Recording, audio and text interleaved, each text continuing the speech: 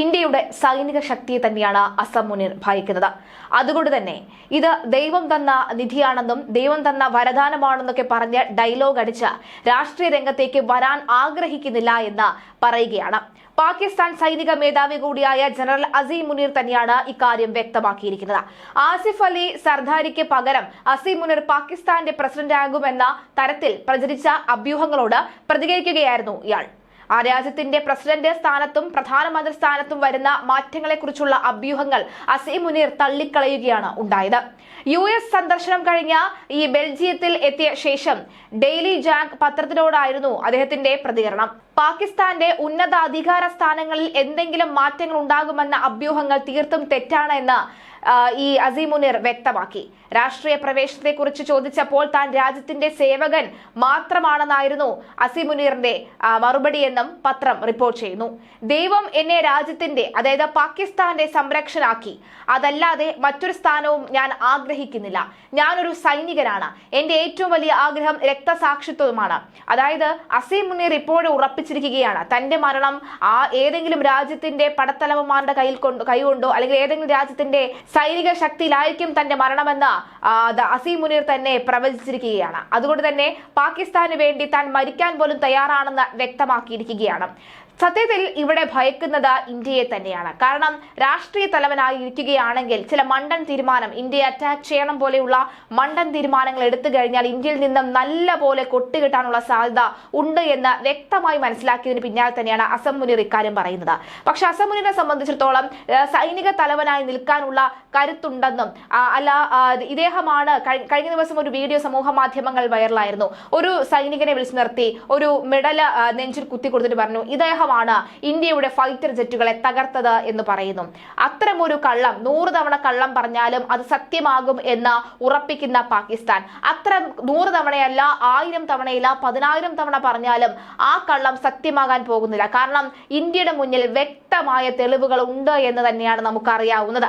എന്തായാലും അസം മുനീറിന്റെ ഈ പറയുന്ന പോലുള്ള രാഷ്ട്രീയ നീക്കങ്ങൾ അതിപ്പോൾ ഇല്ല എന്ന് വ്യക്തമാക്കുകയാണ് ഇവിടെ.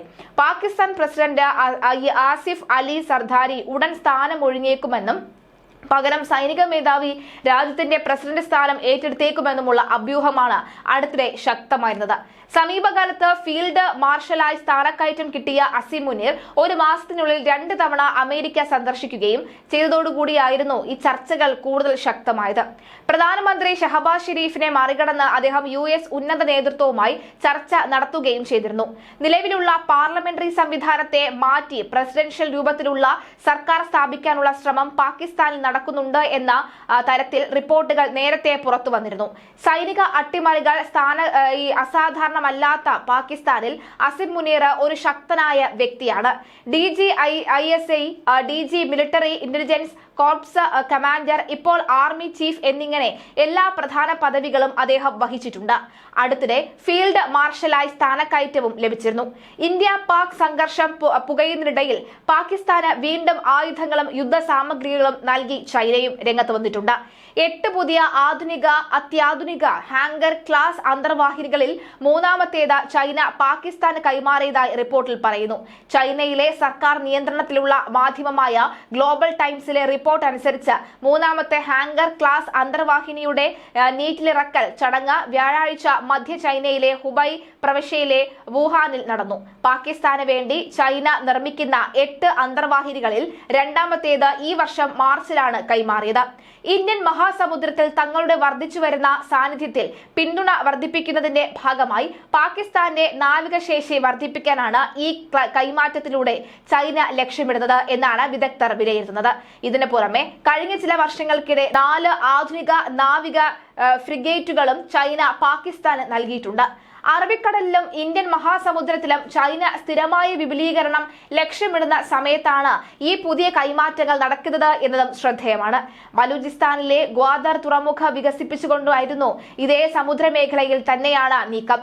ഹാങ്കർ ക്ലാസ് അന്തർവാഹിനിയുടെ അത്യാധുനിക ആയുധങ്ങളും നൂതന സെൻസറുകളും പ്രാദേശിക ശക്തി സന്തുലിതാവസ്ഥ നിലനിർത്തുന്നതിലും സമുദ്ര സുരക്ഷ ഉറപ്പാക്കുന്നതിലും നിർണായകമാകുമെന്ന് പാകിസ്ഥാൻ ഡെപ്യൂട്ടി ചീഫ് ഓഫ് സേവിയർ naval staff project 2 vice admiral Abdul Samad പറഞ്ഞു.